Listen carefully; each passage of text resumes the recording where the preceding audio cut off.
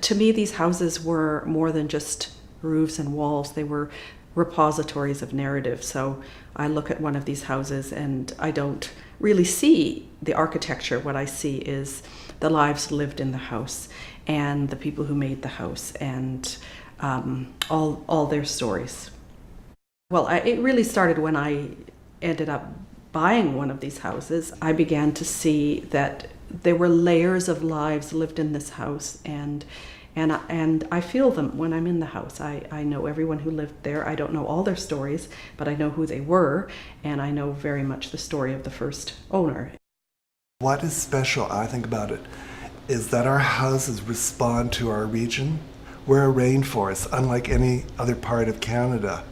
And the early designers brought the best of Anglo and American traditions to inform their housing designs, like the original laneway houses in Strathcona, where there's two houses on one lot, to the Vancouver specials, which is Vancouver's most prevalent Indigenous style, to the big mansions in Chauncey. And these houses contribute so much to our city. I mean, anybody who travels anywhere, where do they go? They go to the old historic parts of the places they visit. So nobody wants to walk around and look at a bunch of new construction. They want to walk where the old houses are. We have this deep inner need as human beings to follow the story. So that's why people are attracted to these places. Things have happened here. When people say, well, you know, we could tear them down, we'll build a new house, and that house will be the heritage house of the future.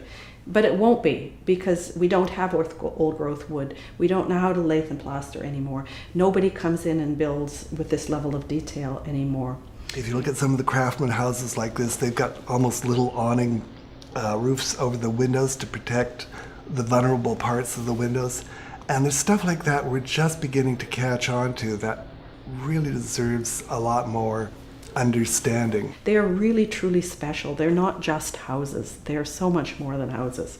And if we eliminate them all, we end up with a housing form that can never retain narrative, and that's really built to only stand 30, 20 years.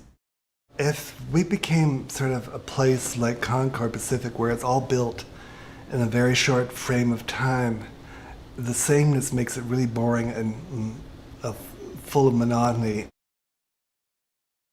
We're in the middle of a heritage action plan in the city of Vancouver. Sadly, at the same time we've been moving through this heritage action plan, demolitions have only increased. So last year, the city issued 1,049 demolition permits. 974 of those were for single-family homes or duplexes. With every house that goes, so do the stories of all the people who lived in those houses. I mean, if you look at a new house, there's no story. It's brand new. Nobody's lived in it long enough for the story to be absorbed in the house. The houses all look the same. It's really hard to remember one house from another.